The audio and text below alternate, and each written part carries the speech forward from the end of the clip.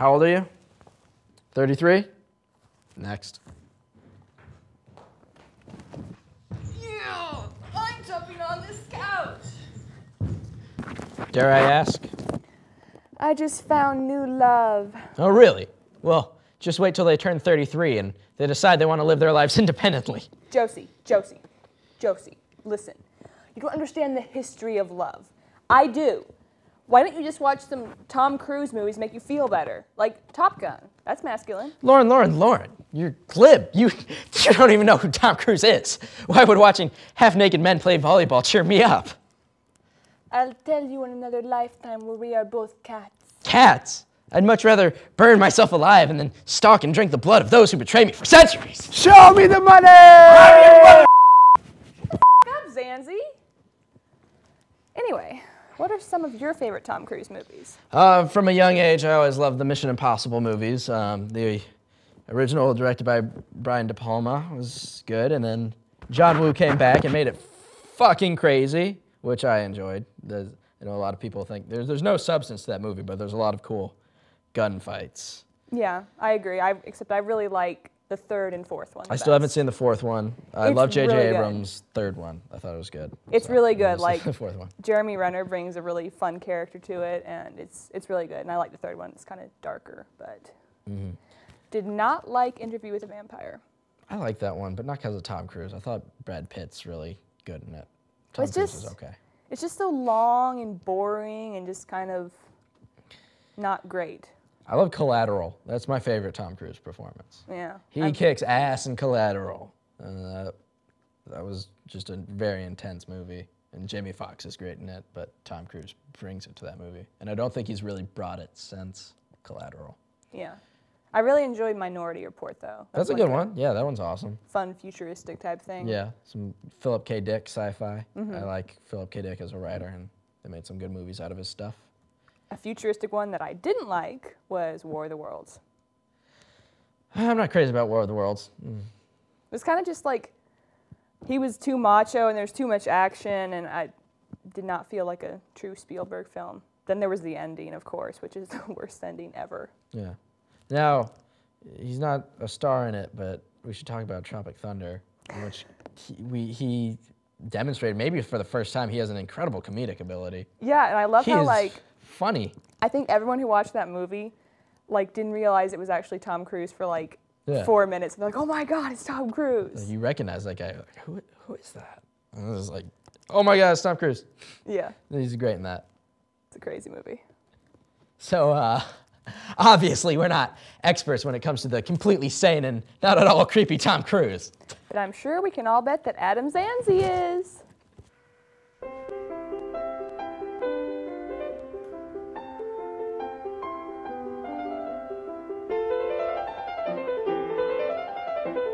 Hello, I'm Ethan Hunt. You've never seen me upset. Nah, Sierra, I'm Adam. And this is my list for my top 5 favorite Tom Cruise performances. Number 5 on my list is War of the Worlds. Cruise, I think, is the emotional center of this film. He's an immature ex-husband and a very immature ex-father who realizes he needs to take action in order to save his 2 children from certain death. I wouldn't necessarily call his character like macho. I guess I'd say he's more of a flawed, deeply flawed common man who becomes a worthy father figure to his 2 kids for the first time in his life, even if it means doing some morally questionable things to keep them alive. I think it's a brilliant collaboration between Cruise and Steven Spielberg because it begins as a paranoid thriller with imagery reminding us of 9/11, and then it switches gears and it puts us in the mindset of a race of people being invaded. In the process, it becomes a statement, I think, on the invasions of like Iraq, Vietnam, the Indians getting killed by the U.S. cavalry, and other such international conflicts like that. I did used to hate the movie's ending much as Lauren does, but then recently I came to the realization that the ending is kind of like the ending of H.G. Wells' novel.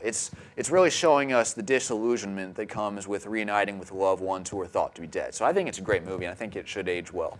Number 4 on my list is Stanley Kubrick's Eyes Wide Shut. Kubrick, I think, really breaks down Cruise's super cool 90s facade in this film. He turns Cruise instead into a bewildered family man who goes on a sexual odyssey for the first time in his life. It's a surreal, fascinating, hallucinatory masterpiece of a movie, a very worthy final film for Kubrick, and a whole new transformation for Cruise as an actor capable of the most intriguing subtleties. Number 3 on my list is Paul Thomas Anderson's Magnolia, in which Cruise's super cool 90s persona is broken down once again, this time as the infamous ladies' man Frank T.J. Mackey. I'm Frank T.J. Mackey. Who is revealed to be a very weak man on the inside, forced to come to terms with his past. I think his final scene with Jason Robards playing his dad is just such a huge heartbreaker. Very good movie. Number 2 on my list is Oliver Stone's Born on the 4th of July, a film that I always refer to those who believe Cruise is a bad actor. I think his portrayal of the paraplegic Vietnam veteran Ron Kovic is absolutely harrowing. From his gung-ho patriotism in America to his anger in Vietnam and then coming home, then going from when he goes to the whorehouses in Mexico to when he comes back to America and is accepted by others, speaking out against the war. Fantastic performance. He was nominated for an Oscar, but Daniel Day-Lewis won for My Left Foot that year, which I can see, but still Cruise is great and Born on the 4th of July. Go out and see it. Number 1 on my list is Steven Spielberg's Minority Report. And this is my favorite Cruise performance because I love his character in this movie, John Anderton. He's good at what he does, he's a great cop, but he's also a drug user, a very polarizing figure. At one point, he even comes very close to murdering the man suspected of murdering his son. But then he chooses not to because he knows that it would be wrong. By the end of the film, I think we've come around to taking a very profound journey with him, in which he's come to terms with what justice really is. And on that note, I can say the film actually shaped my own ideals when I first saw it in theaters at the age of 11. It's the perfect Cruise performance and character, and it's my choice for his best performance ever. And now, if you'll excuse me, this segment will self-destruct in 5 seconds. 5, 4, 3, 2. Why isn't it self-destructing? What's going on here? Son of a